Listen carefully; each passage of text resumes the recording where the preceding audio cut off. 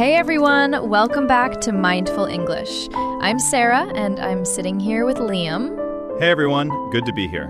Liam, if you live to 90, how many weeks do you think that is? I came across an article the other day that completely stopped me in my tracks. It was a visual breakdown of a human lifespan. The author calculated that if you live to be 90 years old, your entire life is made up of just 4,680 weeks. Wow. When you say it like that, in weeks, it sounds shockingly short. It is! And the article had this massive grid with a tiny box for every single week. When you are 30 years old, a third of your boxes are already gone. And I just stared at that grid, and I felt this sudden, terrifying urgency. I realized how easily I let my weekends just slip away, and how often I catch myself saying, I'll do that someday. Oh, the someday syndrome.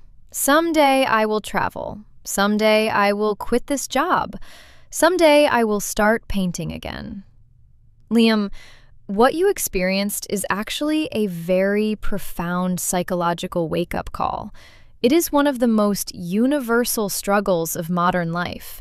We are all deeply afraid of wasting our lives, but somehow we still spend hours every single day mindlessly scrolling through our phones or doing things we don't even care about. So today we're going to talk about how to stop wasting time and start living intentionally.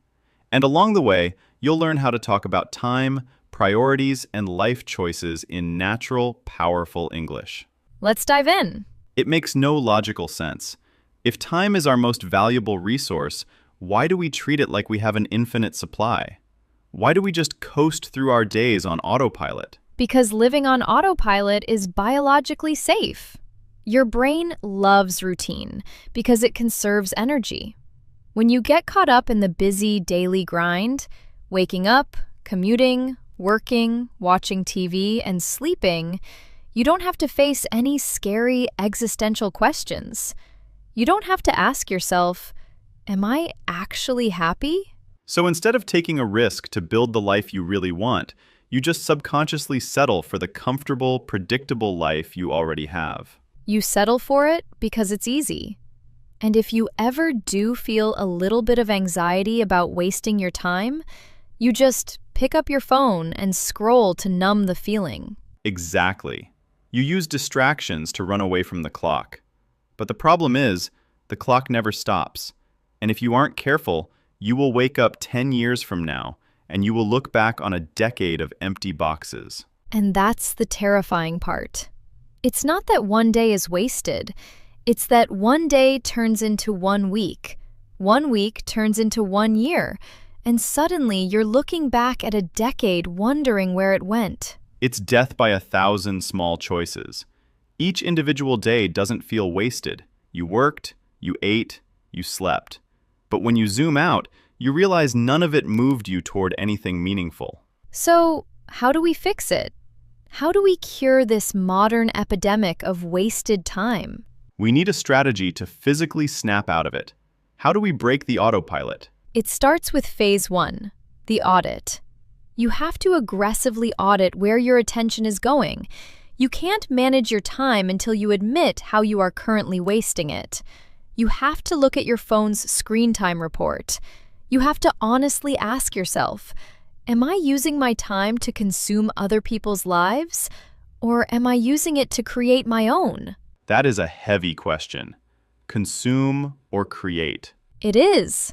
And most of us, if we're being brutally honest, are consuming. We're watching other people's highlight reels on Instagram. We're binge-watching Netflix shows we don't even like that much.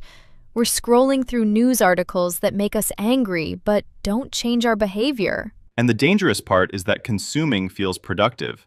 You feel like you're learning something or staying informed or relaxing after a hard day. But here's the test.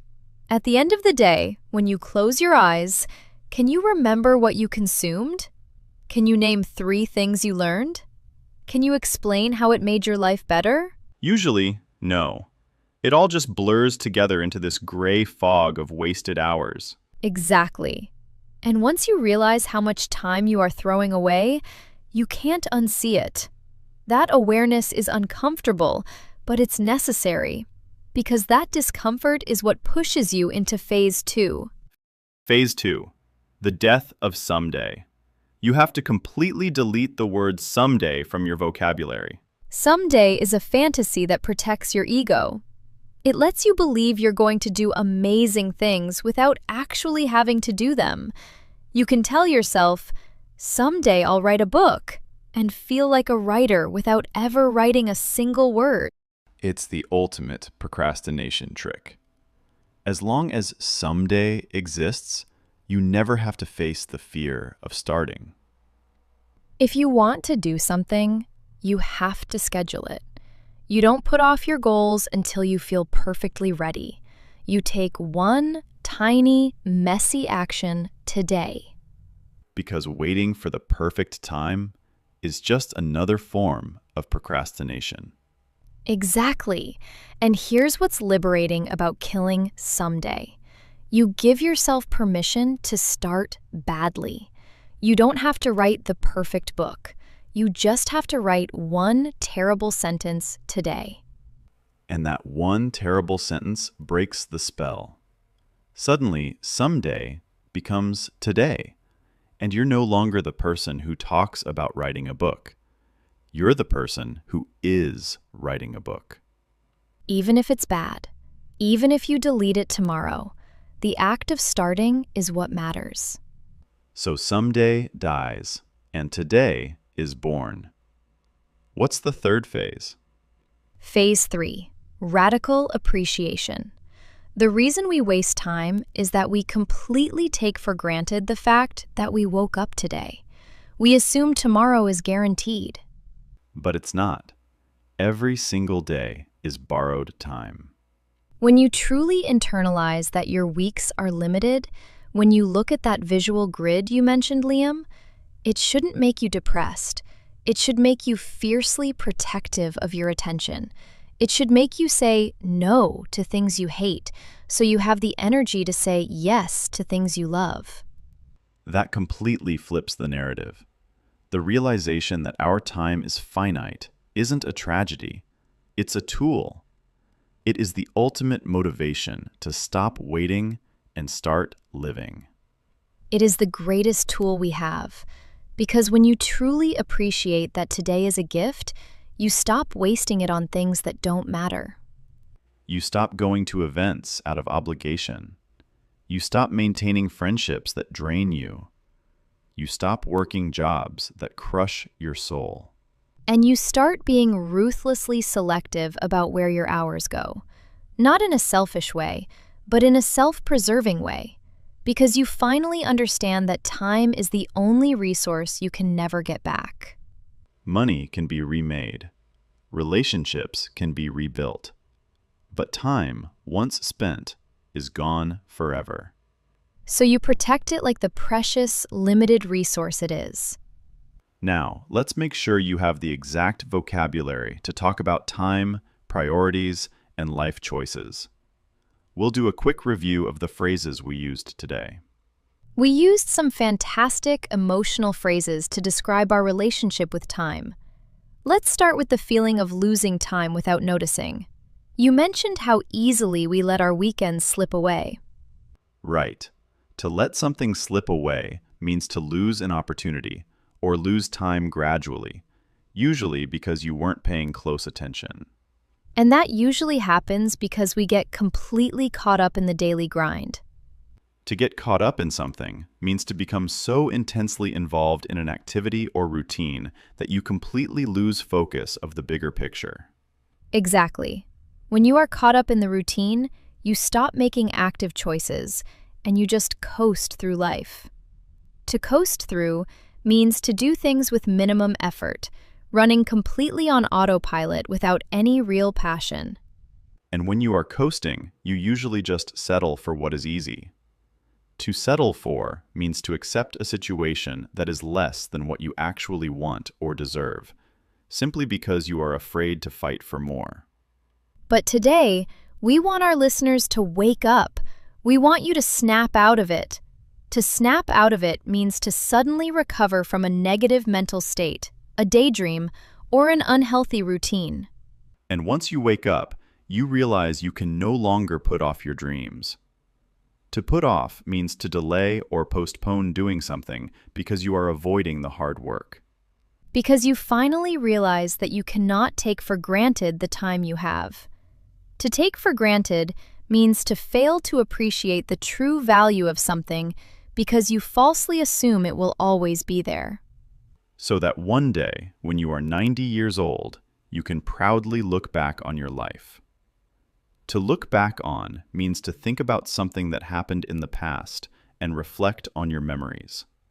And if you want more expressions for talking about time, goals, and living intentionally, check the pinned comment below. You stop using basic words and you start expressing the deep, universal human experience. It completely transforms your conversations. So here's our challenge. What is one dream or hobby you have been putting off? Maybe it's learning English at a higher level. Maybe it's starting that business. Maybe it's traveling to that country you've been talking about for years. Tell us in the comments. And then tell us, what is one tiny action you can take to start it today? Not someday, not next week, today. Even if it's just 5 minutes, even if it's terrible. What's the smallest possible first step? And if this episode made you think differently about your time, if it made you realize you can't keep letting your week slip away, share it with someone who needs to hear it. Because the truth is, we're all running out of boxes on that grid. The question is, what are you going to do with the ones you have left? You stop coasting through life on autopilot. You stop settling for comfortable routines that make you miserable. You snap out of it and start protecting your time like the precious resource it is. And go back and check out some of our previous episodes too.